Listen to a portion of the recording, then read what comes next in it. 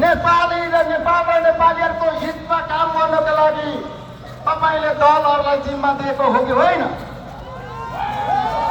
तपाईले नेपाली जनताले भोट दिएर पठाएको नेताहरू किन 84 सम्म काम गर्न सक्नु भएन?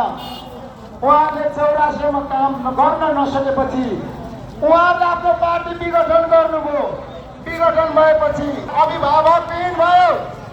नेपाली सेनाले प्रदान गरेर अन्तरिम सरकार निर्माण गरेर फेरि नेपालमा के कारणले त्यस्तो दुर्घटना घट्यो त्यो संघ सभाको लुम्बासी जनतालाई खबर पठाउनु भएको छ। मैले बत्ती बालेर लोकसेवी मुक्त गरेर यो देशलाई न्याय गरेको छु। अब मेरो पार्टीलाई लुम्बासीको जनताले भोट दिएर न्याय गर्नुहुन्छ भनेर उहाँले विश्वास लिनुभएको छ। त्यसैले उहाँले जुन किसिमको आशा छ त्यही आशाको केन्द्रहरू उहाँहरू हुन्छ र भोलि गएर म आफ्नो काम आफ्नो व्यवसाय